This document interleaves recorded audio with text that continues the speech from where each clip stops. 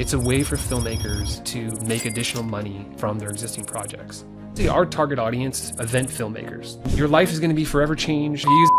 This is early days of Netflix, Hulu, even YouTube. First part of it is how comfortable the couples or how comfortable with the privacy. Second part is, do you want ads being showed on your video? Third, all this stuff, it's being fed in. I have thousands of videos online. If I cancel my account, they're going to go offline. You are providing lifetime video access.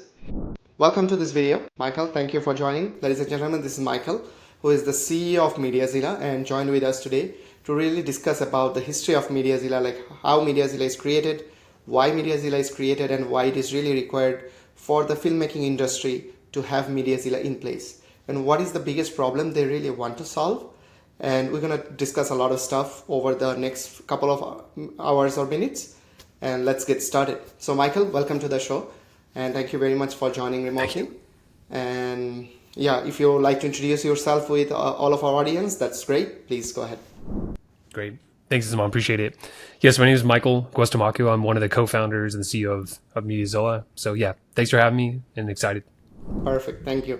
So Michael, why you created MediaZilla, or why MediaZilla is required? Yeah, the $1 million question. So this could be a 5-minute answer, or this could be a 5-hour answer, but I'll give you both. So the short version is ultimately John, our founder, and myself, we were essentially trying to create a solution for ourselves. So we ran our own video production company, me, myself, and his older brother. And, really we were kind of nerds into DVDs and Blu-rays and all the director's cut and deleted scenes and things like that. And we really felt like there was something lacking initially when these beautiful videos, wedding videos, dance recitals, things like that were put on DVDs and Blu-rays. There really wasn't any menu system. So originally, Jonathan actually started a company called Pre-Composed Media and basically made these projects look really professional. They had a menu system, it looked beautiful, they had background images, and it really elevated the industry. And many years ago also, obviously at some point, things were moving away from physical media. So it's really, hey, let's put things online. This is early days of Netflix, Hulu, even YouTube, but really there was a huge movement into online. However, nobody was really tackling the issue of having a beautiful presentation. And so the short answer is we want to create something for ourselves. We wanted our projects to look beautiful for our clients and really wow them. And kind of the longer extended version of that is we were actually just looking for solutions in the marketplace. So at the time, our founder, John Geddes, he was actually working with Adobe. He was a part of the beta team for Adobe. And he even told them explicitly, you guys need to go create this. There's a market for this. There's a group of film professionals that want their projects to look amazing. They're tired of DVD and Blu-ray. You guys should go build this. And they kind of said, hey, look, the market's not big enough. We don't care enough. We're focusing on Adobe Creative Cloud and things like that. So, they really kind of didn't fully support it or really want to invest in it. So we said, okay, well, we'll go build it. So, early on, we built a prototype of the menu system, really just trying to test the waters and see if people are actually interested in it. So we put it in front of our customers, and overwhelmingly, we got a really, really great response. People were really wowed. They loved the interactivity. They loved the presentation. They loved how professional it looked. And it was much better than just sending a client a link, or dropping a video on a DVD. So, really a lot of it was about solving our own pain points. And then understanding, testing the market and really getting feedback and validation that other people had a similar problem that they wanted solved. Okay, perfect. And you already covered a lot of stuff, but if I go very specifically, what do you think? I think MediaZilla established 12 years ago. What happened before 12 years? How the era looks like, how people basically delivering their film? Yeah, great question. So prior to MediaZilla, there are obviously solutions in the marketplace. So one of them was actually our previous company called Pre-Composed Media. And so those were basically for people who want to deliver on DVD and Blu-ray.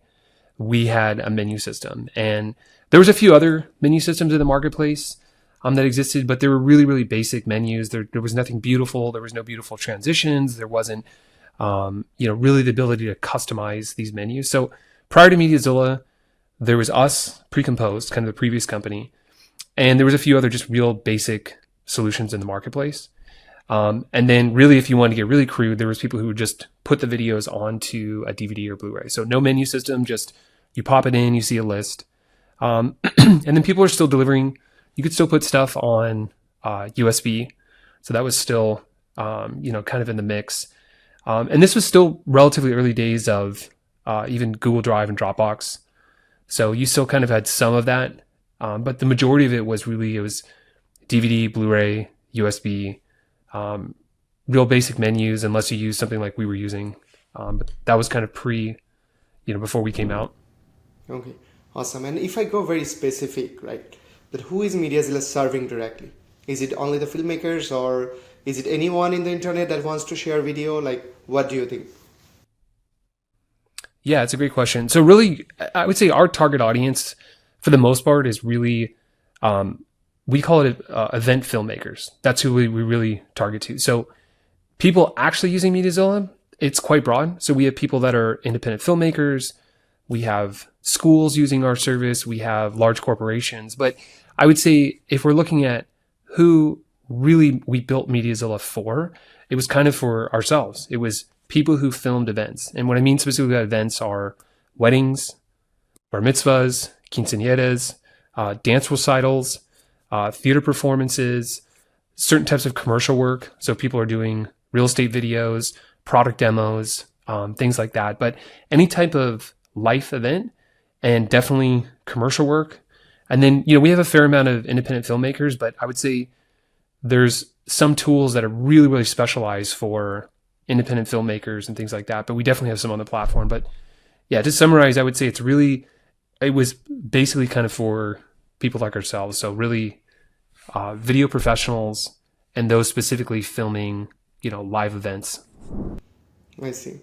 And you are not the only player in the market. So there are some other competitors as well. So how are you distinguishing yourself with your other competitors? Yeah, it's a great question. So this comes up a lot. People ask, hey, what makes you guys unique and different? Why should I even consider you? I see some other, competitors in the market. They're lower price. They look the same. So this is a pretty common question. So, the first part is to kind of roll back. We were basically the first to market. So, for better or worse, we were really kind of the first ones to come out in the market. Vimeo kind of had a solution back in the day, but it wasn't really, what we're seeing now is kind of the end result. But for the most part, we were kind of the first to market. So, for better or worse, it was kind of trial by fire. We had to learn a lot and get feedback and find out what worked, what didn't work. And so some of the competitors that you see now, a lot of them, honestly, they're kind of copycats. So they kind of came in and they basically tried to create a derivative of what MediaZilla was already creating. It wasn't, I would say the first part is they weren't necessarily creating something really unique and original. And even in their early marketing material, it was almost explicitly, we're just a cheaper version of MediaZilla. That's kind of how they actually advertise themselves. Like, we're less expensive version of MediaZilla, and that's okay. That's fine. That's capitalism. That's fine. But what we found really digging into is that there's a couple key factors. One, I would say, is reliability, because what happens is, and probably a lot of people watching this video can attest, when you have someone down the street that's charging half the amount of money, you have to think to yourself, well, how are they doing that? And usually it's because they're cutting corners and they're cutting costs and they're not investing in the platform. And even though the exterior may look the same, the outside might still look shiny. When you kind of get under the hood, that's when you find where all the problems are. And that's what we found. That was kind of our hypothesis early on, but it's been validated multiple times publicly. And so with some of our competitors, they do things like they don't invest in good infrastructure. They don't invest in good engineering. And I think what they end up finding out is that, yeah, you can get away for a little while by doing that, by cutting corners and things like that. But over time, it starts compounding and then it blows up. And I'm not gonna say the name of them, but you can look this up. But one of the competitors, what was their solution? Hey, we have an unsustainable business. We just have to delete everything. Can't sustain, can't do anything. We have to wipe out everything that's ever been uploaded to the platform since day one, which is to me, that's horrible. It's a catastrophic failure. Like, it doesn't matter what amount of money was charged. That is a catastrophic failure, and it's unacceptable. And the other competitors in the market, what happens? Well, they run into major issues. The platform goes offline. They accidentally delete stuff. They don't have backups. So I think it ends up being one of these things where on the surface, you kind of look at things and say, oh, wow, there's a handful of competitors out there that are half the cost of MediaZilla. Man, we should just go with them. They're just the same. But then you end up finding out, oh man, down the road, now I understand why they were half the cost. And, it's probably similar to anything else that you maybe purchase in your life, whether it's buying a phone, from Apple versus, a knockoff or things like that. Or you buy, you guys obviously people buy gear. So Nikon, Canon, you guys might know there's what's considered legit market, and then there's gray market products. So it could be something like that where you're getting a gray market product that's like, oh wow, it was half the cost of 50%. Yeah, there's a reason for that. Same thing, it's real nerdy, but even batteries for cameras. So depending on if you're getting nickel cadmium or lithium ion batteries and things like that, if you go buy the legit ones, they might cost $50 to $100. And then you'll find a knockoff battery that's $25 or $10. You're like, oh, I'll just buy that one. And then you find out down the line that the battery doesn't last more than 3 months, 6 months, things like that. So, I would say that's kind of a big piece of it. It really is, the competitors that we've seen in the marketplace. One, they don't have the engineering prowess that MediaZilla does. We put a lot of emphasis behind the scenes so that the product is very reliable. And if there's issues that come up, we fix them quickly. And the second part is, really investing in that infrastructure to make sure that our product stands the test of time. And also, honestly, that we have a sustainable business model, because nobody benefits from running an unsustainable business. Doesn't matter if you're a filmmaker, doesn't matter if you're a large corporation, doesn't matter if you're MediaZilla. If you're running an unsustainable business where you have no gross margins, or your margins are so thin you can never invest in innovation and sustainability, it's really a travesty, because if you go out of business, it's a big deal. It's a huge impact to the community, to the industry. So I would say those are a couple key points. Okay, perfect. And my question from the filmmaker side is, like, by the time they have to use MediaZilla, they actually get paid, or they are already signed the contract. So does it really matter how the film's being delivered? Because they already get paid either partially or fully, right? So do they need to invest on how the film should be delivered, or they can just deliver it anyway? It really doesn't matter, or how it is impacting them? Or should they really concern about it? Yeah, it's a great question. So I would say, to answer the question, I think it really depends. I think it depends. Yeah, I thought a lot about this question because it's come up before, or I've thought about a lot about this because a lot of our members, people inquiring about MediaZilla, they'll ask this similar question, something to this. And I would say that the answer really depends. I think it depends on what your goals are. Obviously, I would love to say, hey, everyone should use MediaZilla. We're the best thing ever. Of course you should be using us. Your life is going to be forever changed. If you use MediaZilla, and we believe in the product, of course. Like, I wouldn't have dedicated the last, 12 plus years of my life to this if I didn't believe in the product and who we're serving. But I think, to answer the question directly, I think it really depends. I think what people need to really ask themselves are, what are your goals? And what are you trying to achieve in your business? Because let's look at kind of the spectrums. On one end of the spectrum, you have people who, for more or less, it's a hobby. Filmmaking is a hobby. It's not a full-time gig. They have a full-time job, or they're just kind of dipping their toes in the water. And great, they could still use MediaZilla, join the free plan, sign up for a month or two. That's fine. But a lot of it they're very early stage, and a lot of it is just they're kind of testing the waters. And so can they still use it? Of course. Can they still benefit? Can their films look beautiful? Of course. But I think they have to ask themselves is, what are their actual goals with being a filmmaker?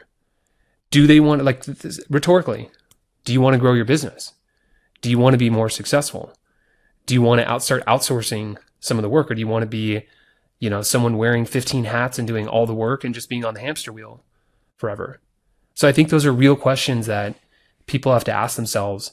And then depending on the answer to that, I think that's where we could come into play. So if people are thinking about, hey, you know what? My long-term goal as a wedding filmmaker or an event filmmaker is I don't want to be doing all the work. Maybe they really love filming, but they don't necessarily love editing, but they need to have enough money to hire an editor. Or maybe they really love the editing side, but they don't necessarily love the filmmaking part. Maybe they don't like dealing with the clients initially for landing contracts and things like that. But I think what they have to really ask themselves is, what are your goals as a filmmaker, and where do you see yourself in the next 3 to 5 years? Do you want to be in the top of the industry? Do you want to be Ray Roman, Jason McBonawa, the Reeve Films? Do you want to be the top in the industry? Do you want to kind of have a name for yourself? Do you want to be a keynote speaker at events and things like that? Or is there a certain type of lifestyle that you're trying to build within the business? Do you want to be making $500,000, $1 million? Do you want to scale up? What types of events do you want to do? Because we know, especially let's say within the wedding filmmaking, there's a huge spectrum. You can do $500, and it's obviously in USD. You could do a $500 or $1,000 wedding, and you can get paid $50,000. But those are vastly different clients, and it's a vastly different business model. So I think people really have to ask themselves, where do they want to be? And depending on the answer to that, I think there's really good alignment for depending what your goals are. So just as a specific case, you asked the question, hey, I've already been paid for the job. Why does it matter? I just need to deliver the films. And they're not wrong. Like, there's no requirement that you have to use MediaZilla. There's no law. There's nothing, some of our clients actually have in their contract, they deliver at MediaZilla, but let's assume you're not a customer. There's no requirement that you have to deliver through MediaZilla. You could deliver through Google Drive and Dropbox and YouTube, and those are inexpensive free solutions, and you'll probably be fine. But I would argue, obviously being biased, but I would argue you're probably going to kind of cap yourself and where your trajectory is for your business. You are talking about innovation or investment into the innovation, and some of the other competitors in the market, they are not investing a lot or not investing heavily on innovations. So they are even in negative or in the break even running their business at some point. And it sounds like you are investing heavily on innovation and all this stuff. So what kind of innovations you have made, investment you have made so far in the innovation in the last 12 years in your journey at MediaZilla? Yeah, great question. So I'd say if we kind of break it down, there's a couple key maybe silos or areas that we can break down. So I think the first, you can call innovation, but a lot of it is the magic that's happening behind the scenes. So the analogy I like to use is, most people are familiar with Netflix or other streaming services, whether it's Disney Plus or Hulu or things like that. And they're probably familiar as an end user, as a consumer, where I click play and it doesn't matter what device I'm on, doesn't matter what app I'm on, the video just plays seamless. Behind the scenes though, there's a lot of really complicated things that are going on. There's a lot of really smart engineers and product people and QA engineers and folks that had to do a lot of really nerdy, detailed research to make sure that experience was flawless. When you just think about all the different permutations of, am I on Mac OS? Am I on Windows? Am I on iOS? Am I on Android? Am I on Chrome, on a desktop or a mobile? Am I on Safari? Am I on Firefox? Am I on 3G, 4G, 5G connection? What's my Wi-Fi speed? So there's all this, if you just think about this crazy matrix of all these different possibilities. But, excuse me, as a user, you don't care about any of that stuff. All you care about is, I hit play and it should just play. And I want a great experience. And put it at the best resolution and make it look beautiful. That's all you care about. And that's all you should care about. So behind the scenes, that's something that we've had to invest and update and put time and effort and resources in the last 12 years. Because a lot has happened in the last 12 years. 4K has become way more prominent. You even have additional, 8K and 16K and things like that. But let's just go from, 720p, 1080p, what was kind of the standard back in the day, to now really 4K is, kind of the baseline, if you will. So just that migration, there was a lot of things that had to take place and a lot of engineering to make sure that 4K could be enabled. And then also in that time, different codecs have come out. There's been different video players that have come out and things like that.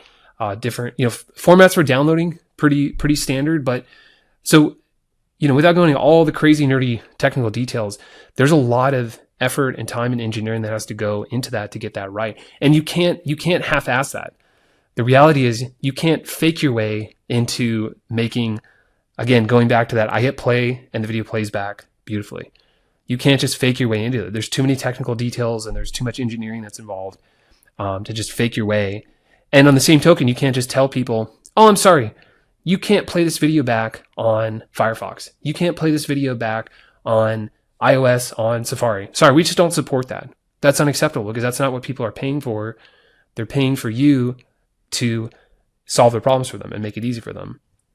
So I would say that's kind of one core component is just, let's call it core aspects of video. Upload, download, playback.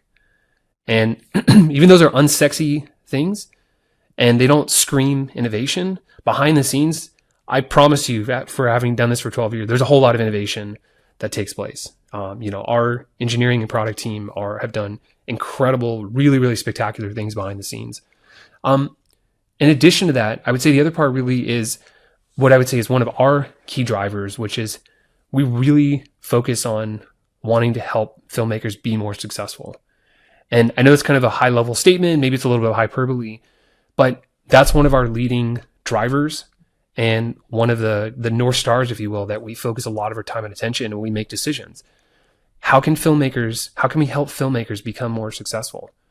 Not just making their videos look beautiful, but truly, how can we help them become more successful? Because we know firsthand, we ran our own video production company and it's a challenging industry. It's very rewarding and you get to be creative, which is awesome, but it's not a simple career and there's a lot of challenges that go into that.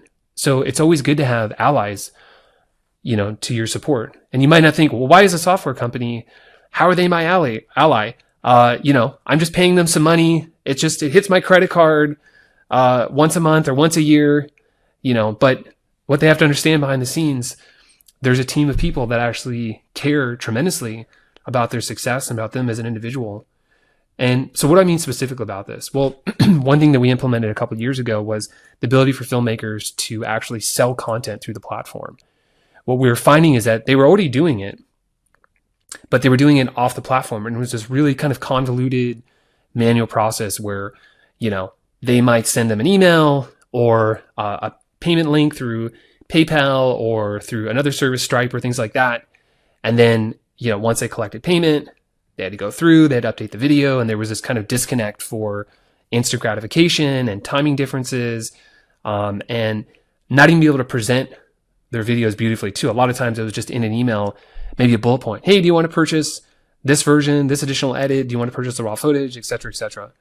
So something that we invested a lot of time and continue to invest is how can members sell through the platform and make the whole process seamless and also operate 24 hours a day, 7 days a week, 365 days a year where they don't necessarily have to be present. So there's two versions of that we came up with. One is our paywall feature and the other is dynamic video sales. But essentially, it's a way for filmmakers to make additional money from their existing projects.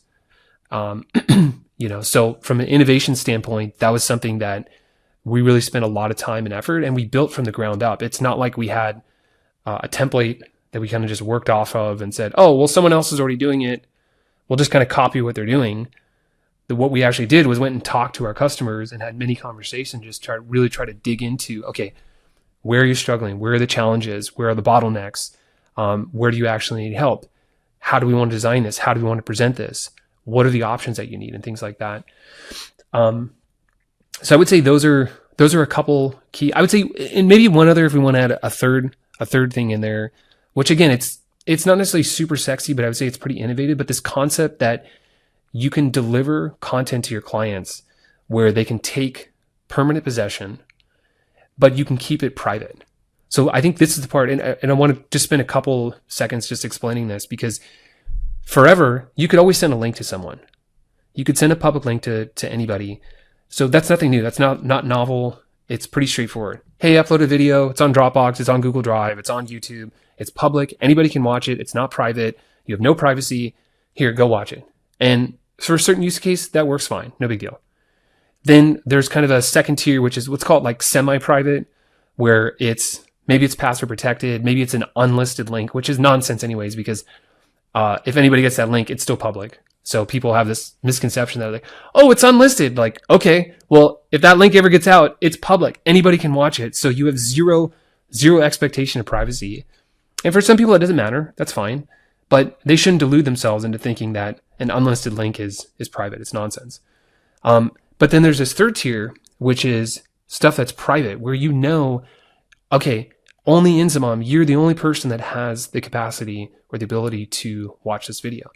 But what we found is that nobody had come up with the ability really to keep the content private, but allow someone to actually take possession of it, where it wasn't this password protected link and it wasn't, just don't tell anyone and download it. And then when you're done downloading, I'm going to remove the download link. So we had to spend a lot of time to kind of figure out how does this actually take place, because there's a lot of things that you have to get right. If you send someone a private link, there's an expectation of privacy. So even if someone gets a hold of that URL, they can't just bypass, the security and access it. So that's not good. And you have to also do some type of authentication. So you want to make sure the person that's actually taking possession, is it truly them? Do they have the ability to take possession of this? And also, can you prevent it so they can't just forward the email on to the next one? So there was a lot of challenges that we had to solve. So going back to your original question, what was innovative? I think that was one of the big innovations that we invested a lot of time and money, and we still do. So this concept that you can privately deliver a project, the clients can actually take possession of this, and then they have access to it. So even if you were to cancel your account in the future, as long as you've used this private delivery method, your clients still have access, because every other platform that we were seeing out in the marketplace, including Vimeo, mainly Vimeo early on, it was very draconian. It was, if you cancel your account, basically you're dead to us. All your stuff's getting pulled offline. You got a small window. We're going to delete everything. We're going to purge everything. It's kind of, we jokingly say it was almost like the mafia. Once you're in, you can't get out. That's how pretty much most platforms are operating. So yeah, there's obviously more. I mean, I could probably talk for 5 hours about innovation, but I think those are probably some of the three most important. Yeah, these are awesome innovations, and most of them I think are pretty much straightforward and easy to understand. But one thing I'm really interested to know about is, what did you mean by digital video sales or paywall integration and all this stuff? Because the filmmakers are mostly creative people. They used to think like they can only sell once. When the deal is closed, then it's done. And most of the people around the world who get married, most of the time they get married for one time. And how this monetization, digital video sales and all this stuff really works, and what's your idea behind it? Yeah. Just a heads up, my girlfriend might come up in the next few minutes, so I'll try to cover the question. Mm-hmm. If not, we'll continue. But yeah, it's a great question, Mom. So yeah, to kind of recap the question you asked, hey, what is the difference between dynamic video sales, monetization? How does it actually help filmmakers, especially if they have clients that are, wedding clients where in theory, hey, it's kind of this is a one-time thing. So we can kind of break it down. If we look at by a project, let's say a typical wedding. So a typical wedding, deliverables in this day and age, they're pretty straightforward, right? Most people are delivering, some type of, let's call it a trailer or highlight. It could be anywhere from 30 seconds to a minute. They're doing, let's call it maybe like a 3 to 5 minute, 4 to 6 minute, whether you want to call it a highlight or however you want to refer to it, but that's kind of like a core piece of it. Maybe up to 12 minutes, things like that. And then there's a whole bunch of permutations after that. There could be, full ceremony, speeches, long form edits, depending on if it's, a big Indian wedding that's 2 or 3 days. Those have different parameters. They might have it per day and things like that. So, but what we're finding is that, as my business partner, our founder, John, says, look, you're already filming all this content. You have so much content and you've only really sold a small portion of it. You haven't really given your clients necessarily the opportunity, to purchase all this additional content, whether it's the raw footage, whether it's additional edits. And what we're finding out is that the reason for this, when we really drilled into the issue, was that on the front end, one, a lot of our members, they don't want to lose the sale. And so they don't want to push too hard where they say, well, hey, my min package is 5,000, or can you keep buying additional money. Not saying 5,000 they can't do that.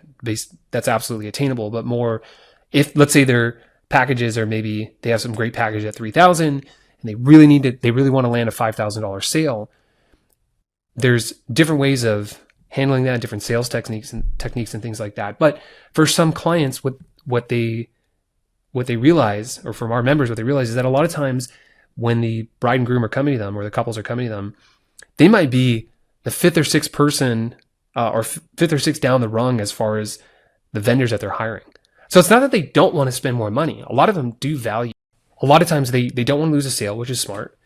And also a lot of times the couples, they've already kind of blown their budget or spent most of their money. If you think about, hey, they had to hire someone for the venue, they had to actually hire out the venue. They're always going to get a photographer. We know this, being in the video world. They already had catering and flowers, and there's a whole lot of expenses. So a lot of times the cinematographers being hired, they might be like the fifth or sixth or seventh decision down the line.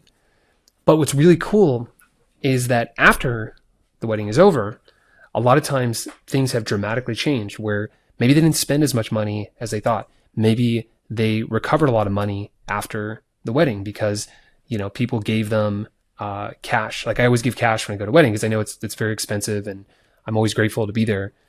And so a lot of times the circumstances have changed, and a lot of the stress. That's the other thing that we always have to empathize with, is that planning a wedding is incredibly stressful. There's so many decisions. There's so many things that you want to get right. This is a magical day.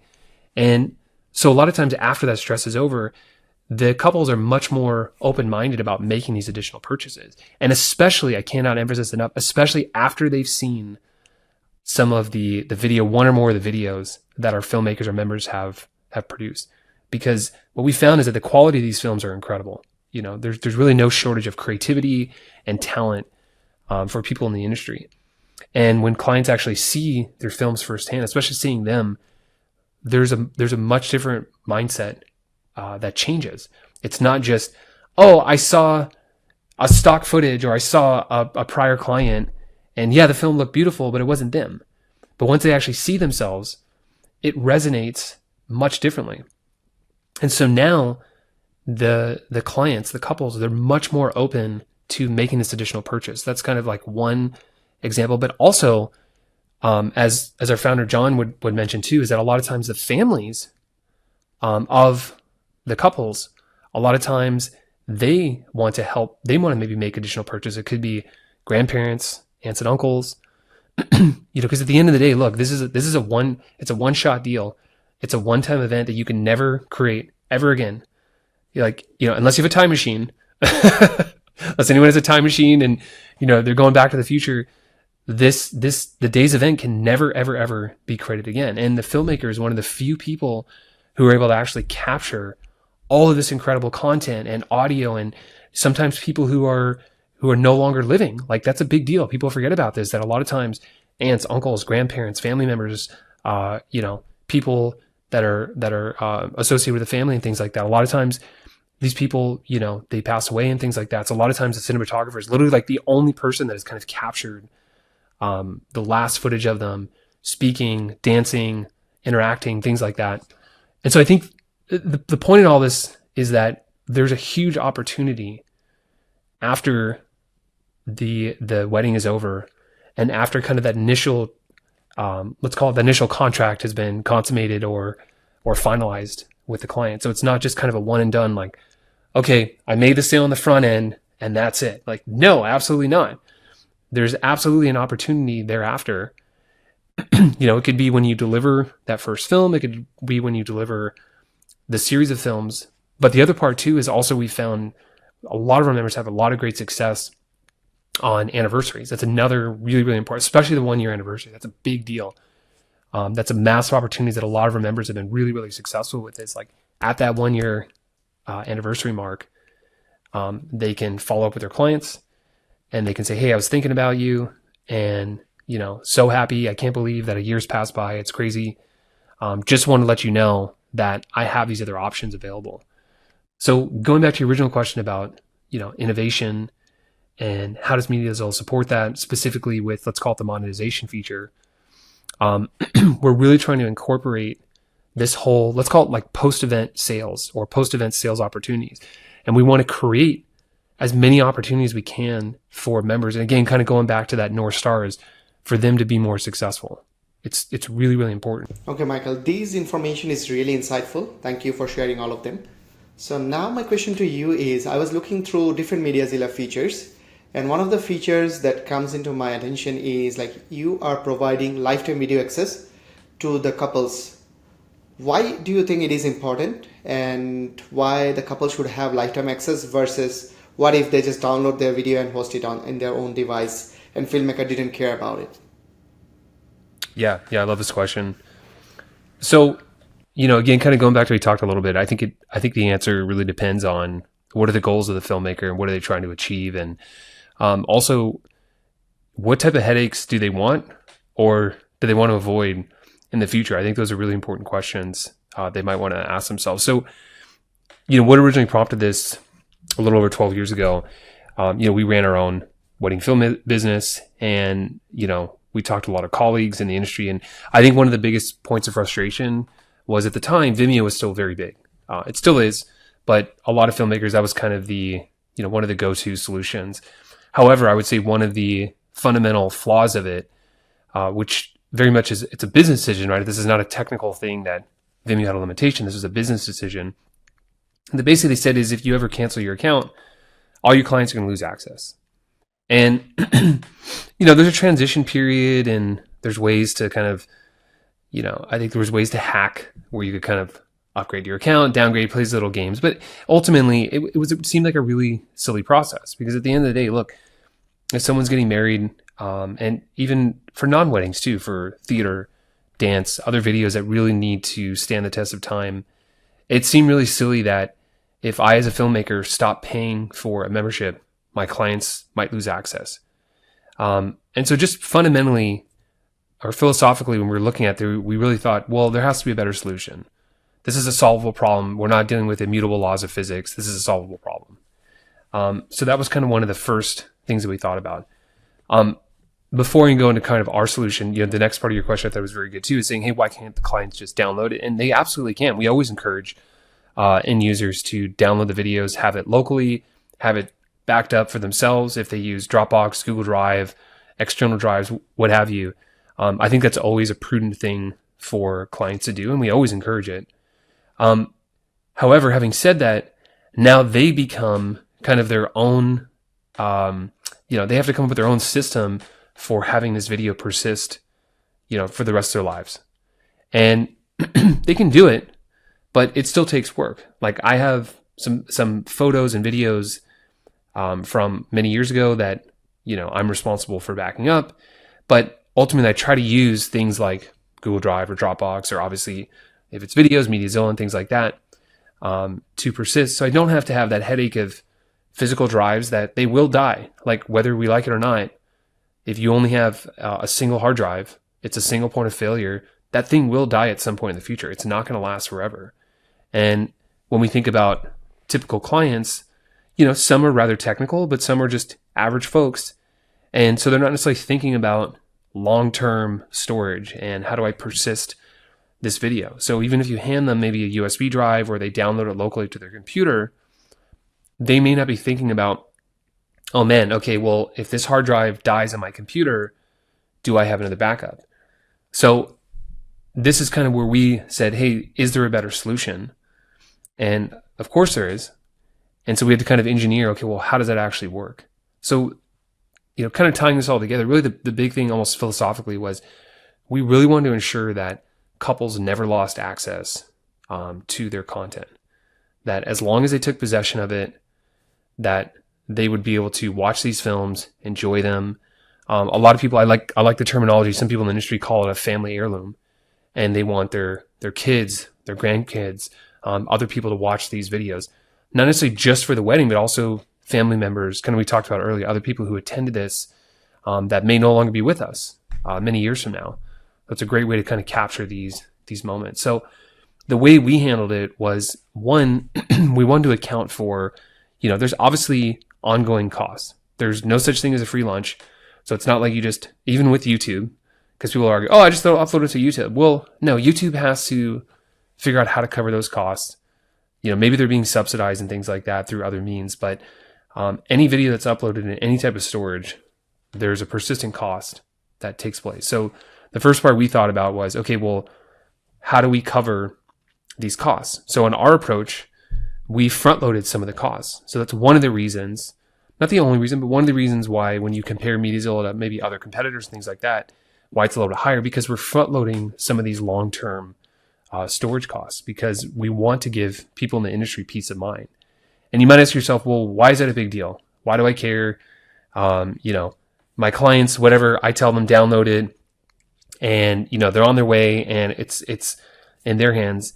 And you're not wrong from a technical standpoint, or maybe a legal standpoint. You have in your contract, hey, I'll host this for a year, and you have to download, and after that, it's on you. And you can do that.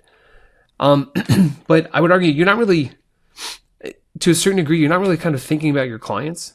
And I think you could give them a much better option without some huge costs, and there's better ways to handle it. And also not dealing with some of the backlash that may come years in the future. Doesn't matter what you put in your contract. I promise you, if you have a video that goes offline, your clients aren't going to care. They're not going to go back and read the fine print in a contract. Oh, right, I remember when I signed with John, he said I only have it for you. All they're going to care about is, man, I went to hit play on my 1-year anniversary or my 5-year anniversary, and I got an error message, and what happened? I don't understand. Why is this taking place? So that was something that we thought really early on, hey, this is a solvable problem. Let's come up with a better solution. So really trying to, one, unburden clients from having to deal with kind of long-term storage. Two, ideally for our members is keep their reputation intact and give them peace of mind that they don't have to worry about this forever. Because ultimately in the wedding industry, one, for people just getting into it, within the first, I would say 3 years or so, there's a lot of turnover. So some people, they test out becoming wedding filmmakers, or they started as a hobby, they move into it full time, and they realize, hey, you know what, maybe this isn't for me. Maybe I don't want to do it full time. Maybe I just want to go back to part time. Some of them, they just move on to another industry. But the reality is they have clients and assets that need to persist. And by using a service like MediaZilla, we're giving you that peace of mind that when you cancel your account, as long as your clients have taken possession of it through private delivery, they're going to continue to have access. The clients won't know. They won't know whether you have a MediaZilla account or not. And also we encourage this too, as this could be a selling point too for a lot of our members. They can let their clients know, hey, I'm going to deliver this to you via the private delivery method. And as long as you take possession of it, you'll have continued access. It's something that I think they can use as a selling point and provide additional value for people. And the last point I'll make is just, we talked about kind of people leaving the industry. Well, some people also are very successful in the industry, but they end up retiring, right? So it's not just about, hey, things didn't work out. Obviously, we have members that have been with us for a long time, since our day one, and some of them retire. They were very successful. They retire from the industry. Some might even sell the business. Some people, they actually transfer their MediaZilla account to the new business owner. That's not an uncommon thing. But some retire from the industry. And for a lot of them, they want to move into a different part of their life. Maybe they're starting another business. Maybe they're fully retiring. But they don't want to necessarily have, kind of this, I don't even call it stress, but just the burdens or the responsibilities from their business. A lot of them kind of want to have a clean slate. And the challenge with using, whether it's Vimeo or other services, if the clients don't have access, they're not going to have that clean cutoff. There's going to be clients, whether they like it or not, I don't care what's in the contract. They're going to have clients that are going to be following up with them a year from now, 5 years from now, 10 years from now, saying, what happened? I thought this video was going to be up. I thought it was going to be accessible. I have the link, but it's throwing an error message. I don't understand. And then they're having to explain, well, I use Vimeo. I retired. I canceled my Vimeo. Remember, I told you you need to download it, and you need to make sure you took possession. Like, well, I downloaded my computer, but the hard drive died. So do you have a backup? No, I don't have a backup. And it just creates this whole unnecessary level of headache and hardship that can completely be avoided. So that's kind of what the big drivers for us, why we decided to make that decision. Yeah, that's great to hear. And it gives me a feeling like the couple should also aware about their contract at the time of signing, that how long it will be stored into online and how they can really access it. So what's your advice for the new couple? Like when they are planning to really sign any contract with their filmmakers, like do you have any advice for them? Like what kind of things they should really consider for receiving their videos so they can really avoid such collision with or the contradiction with the filmmakers?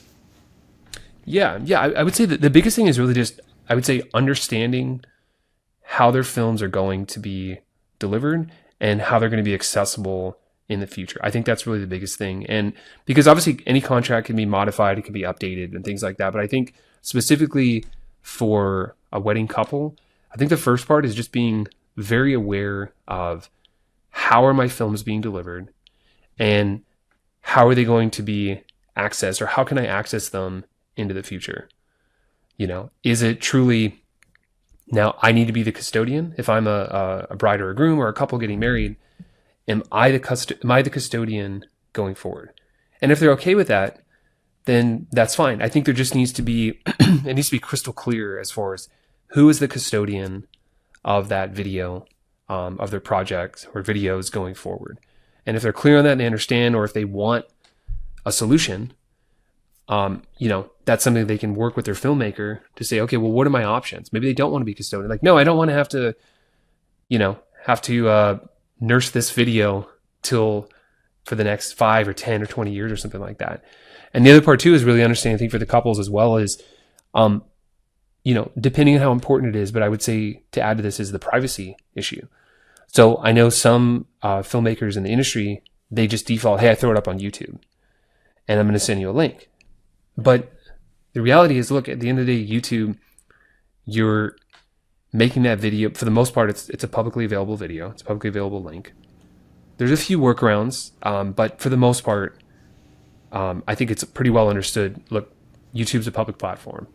So that's kind of first part of it is how comfortable the couples, or if you're a couple, how comfortable with the privacy. Second part is, do you want ads being showed on your video?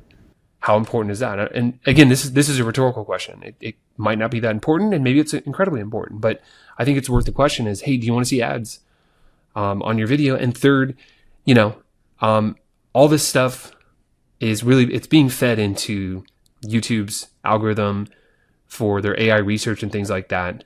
That's a huge trove of information that Google uses to feed its AI engines and algorithms and things like that, and for learning and things like that. So, again, rhetorically, how comfortable are you with that? Do you care about that? If you don't, then maybe not a big issue. But I would say, to add to that real quick too, is you asked, hey, what questions should the couples ask? And I think also for the filmmaker, whether doing a wedding, dance performance, theater performance, dance recital, things like that, I think the other question they should ask is, how do they want to present themselves? What options they want to present to their clients, and how can they provide more value and stand out from maybe others in the industry or some of their competitors or things like that? And how can they provide more value? And I think, obviously I'm biased, so there's an incredibly biased opinion for obvious reasons. But I think using a service like MediaZilla, or using MediaZilla specifically, I think it's a way that you can really add more value to your packages and more value to your clients and increase your reputation. Because again, these things, they may not come up immediately. There's so many moving parts. If we use a wedding as an example, there's so many moving components and things that the couples are thinking about. It's not like the only thing the couples are thinking about. I got to figure out how my wedding video is going to get delivered, how I'm going to watch it for the next 5 years. Like, no, they're worried about the wedding and making it successful and make sure that people have a good time and make sure they're kind of staying within their budget. And there's a lot of moving pieces. So it's not that it's not important. They might just not be thinking about it right now. But these issues will come up 6 months down the line, a year down the line, when a lot of the stress and the detail planning the wedding wear off. And then there's just a practical aspect of, man, how do I watch this video? Is it easy? Can I watch it on my TV? Can I watch it on my phone? Can I share it with family members? Is it private? Am I able to download it after the fact? Can I download it 6 months from now? Can I download it a year from now? Is the service that I'm watching on, is it reliable? So these are all things that will come up. So we're trying to, I guess what I'm getting at is using a service like MediaZilla, we're trying to be proactive for these issues that inevitably will come up. And so instead of being reactive where, oh man, my hard drive died, the files are gone. Or, hey, I canceled my Vimeo account and now all these projects are offline. Or now I have to pay Vimeo forever because I have thousands of videos online. If I cancel my account, they're going to go offline. We've seen that too, where now you're kind of caught in this infinite loop of having to pay into eternity. So yeah, that's what I would say about that. Yeah, great. And I think lastly, filmmakers have one debate between your platform and your competitors is like your platform have a complete different pricing model where you charge your filmmakers by upload quota, whereas most of the platform are billing by storage. So how do you differentiate both of the stuff, and why do you think that the way you are billing is more appropriate for the filmmakers than charging it by storage or selling storage to them? Yeah, this is a great question. I've heard different permutations of this come up over the years, and I think it's a very thoughtful question. So originally, the idea, as crazy as it sounds, we actually had a storage-based pricing model when we first rolled out. So this was, let's call it October 1st, 2014. That was kind of our first official day that we launched into production. We had our beta group back in June of that year. But so we tested out this storage model because that was kind of the industry standard. Vimeo had a storage-based system. That was their pricing model at the time. The issue that we kept running into, our members kept running into, was that they would hit this storage limit. Let's say whatever, 500 gigs, a terabyte, it didn't matter. They would hit this storage limit, and then they had this difficult decision to make. And it was always, okay, do I buy additional storage? Okay, that's one option. Great. Pay additional storage. Cool. Problem solved. Or do I delete content to make space available so I can upload new content? The problem with this is that, you're deleting some of these projects permanently because you're trying to free up space, similar to Google Drive or Dropbox, and even some of our competitors in the market. And on the other side too, the storage-based, it's like, oh man, I have to keep paying, but it doesn't reset. It's just kind of it's a one-way street, if you will, right? It's a one-way street to keep paying to buy storage, or if I delete content, I have to keep deleting over and over and over again. So just kind of philosophical, apart from any economics, any pricing, we just thought, man, this seems really dumb. Why isn't there a better way? Like, can we come up with a different business model? Do we need to just kind of follow the herd? And so that's kind of when we went back to the drawing board and we said, okay, well, what if we had this quota-based system where you upload content? So in the first year, it's kind of similar to storage, if you will, because you have a certain amount of available quota/storage to use. But then after, it used to be monthly, we moved it to annual. But after a year, it resets. And so you have this new amount of quota that you can use again. And so over time, essentially, storage doesn't become an issue. You're never forced, or you don't feel obligated that you have to delete content. Because for a lot of our members, it's kind of a secondary benefit, if you will. But they actually use MediaZilla as a backup for their projects because we're storing all the source files and then we're encoding these videos. So there have been many times where members have come to us and said, man, my hard drive failed. My backup drive failed. Do you still have the originals? We're like, absolutely. We built that into the business model. And they weren't forced to go delete these projects. So I think a big part of it is kind of the psychology that we wanted to work with our customers long term. And we wanted them not ever to feel obligated like they had to delete content. We wanted them to be able to have all their projects in one platform. They could view everything. They could go back many years. And the great part of this is that it's actually paid a lot of dividends because a lot of our members, when we talked about the monetization feature in the paywall, a lot of them went back to past clients and they hit them up on 5-year anniversaries. They offered to upgrade their projects to 4K. Some of them still had the raw footage so they could do additional edits. So by having everything accessible within their MediaZilla account, it made it that much easier to just add a button that says, hey, purchase this additional edit. Hey, upgrade to 4K and things like that. So I would say, yeah, those are kind of the main, kind of the main differentiators of you. It was a very, very deliberate decision in trying to think about, how we would want to be treated as users, how the functionality, what's best in the best interest of our members. I see. So yeah, I hope like filmmakers will definitely go over it and really decide if they really want a yearly solution, or like they will think long term and make the best decision ever they want to make for delivering their film. But oftentimes we see like filmmakers are stuck into one platform because they already delivered a couple of their films through that particular platform, and they are afraid to switch or migrate from that platform.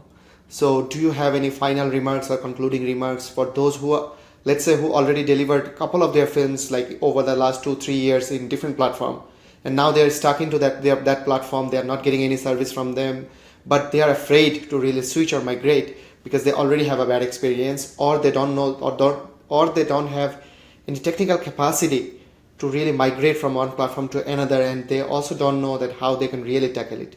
Do you have any final advice for them? Yeah, definitely. And first of all, I'll say, it's a common issue that comes up. I think talking with some of our new customers, and I think it's a real valid concern. There's a real, if you want to call it a switching cost, both I would say monetarily, but also psychologically, for having to switch any platform, and for a variety of reasons. One, hey, is this new platform going to be better or worse than the one I'm using? Maybe it's a little bit silly or hyperbole. What do they say, that the devil, right? So there's this idea that, okay, yeah, I'm using this service. It's not great. It's not giving me everything I want, but I kind of know the pros and cons, and, the perceived headaches or cost of switching. And again, most of this is perception. It's usually not reality, but the perception of switching costs is greater than just the pain of staying with my current solution. So some people will just say, I'll tough it out. But what we've usually found is just talking through these issues, it usually has a pretty profound impact on actually just uncovering, well, what is the actual underlying issue? Is it a fear? And is that, usually it is a fear, but is that fear real? Or is it something that actually just can be worked through? Is it something like, hey, maybe, so a lot of times it's a misunderstanding, right? Oh, okay, well, I thought the new service worked like this, and I thought if I switch from this might happen. So a lot of it is just clarifying, well, how do these services actually work? So I think to answer your question directly is like, hey, if someone has some concerns, I think the first part is just getting on a call or talking with someone, whether it's us, or if you're thinking another service, just talk with someone who's very knowledgeable and walk through your actual concerns, saying, here's what I'm trying to accomplish. I'm using service X. Here are the pros and cons. Here's the challenges I'm having. I would like to make a switch because of these reasons. These are my, top 1, 2, or 3 most important things. These are the things that are most important to me. And then when you're talking with, potentially the new service provider, ask them, hey, how does this align with my concerns? What do the switching costs actually look like? How is that process? How painful is it? Also, I think a great question to ask for anyone switching services too is, do I have to keep paying for my old service? If I do, for how long? Can I migrate all my films over? So to answer your question, I think each person's situation is a little bit unique. So I don't necessarily know if there's just kind of a one size fits all solution where, hey, I'm using Vimeo. I want to switch to MediaZilla. Okay, well, what does that process look like? Well, I think it depends how many videos I have in there. Where are those videos? Do they need to persist? So I think the biggest thing is, when you're talking with any provider, whether it's us or anyone else, is really having them talk through, what are your goals? What are you trying to accomplish? What's your timeline? And then what are the outcomes? Some of your goals, but kind of what are the outcomes that you're trying to achieve? And also, what are some of your big concerns? Or, conversely, like, hey, we talked about outcomes and goals, but what are the things you absolutely want to avoid? I think that's super important too, is, you want to think about the upside, but you want to think about, how do I avoid this downside? And I think that's unique for every filmmaker, every business. So I think a lot of it is trying to come up with, you could call it a bespoke solution, but really just talking through, because we've helped clients switch from every service out there, and each one was a little bit unique, because depending on how many videos they had, did those videos need to live on forever? Were they okay with some of these saying, yeah, actually these videos, half of them are private, I never even delivered them. These videos, because some of them might be up on social media. So some of it is, cool, hey, some of these key ones we do need to migrate over, because a lot of them are, for example, they might be embedded on their website. So if they're embedded on a website, no, you can't just have that video go offline. But it's a very easy solution. It's like, okay, cool. Migrate the video over, upload it, grab the new embed URL, and update your website. It's a very, very simple process, pretty straightforward. But for us, it's simple, right? Because we've done it 100 times, it's no big deal. But if someone's never done it before, it's a legitimate concern. They're like, well, what happens? Like I've had this embedded Vimeo video on my website for the last 5 years. It's driven a ton of traffic. I have to make sure that video lives on. And so I think it's a totally valid concern. It's good to actually walk through these issues. So I think, I would always be a little bit skeptical if someone just kind of gave a one size fits all, like, oh yeah, it's no big deal. It doesn't matter what your situation is. Just this is so easy. Just migrate it over. It'll be a slam dunk. Like maybe, but there might be some really specific challenges or things that need to be addressed or thought through in that action plan. Yeah, perfect. And I hope these insights are really helpful, but I know this topic is not a simple topic that we can just discuss in 10-15 minutes. Definitely we're going to make a lot more other sessions where filmmakers can really do how to better their marketing, how to really deal with their taxes, how they can really grow their business, and how can they make it from part-time gig to having a money-making machine into their existing earning stream. So hopefully, Michael, I will talk a lot of other stuff with you in the upcoming episodes, but thank you very much for joining this call. And everyone who was watching this video, hope it helps. Hope to see you in other videos. Thank you.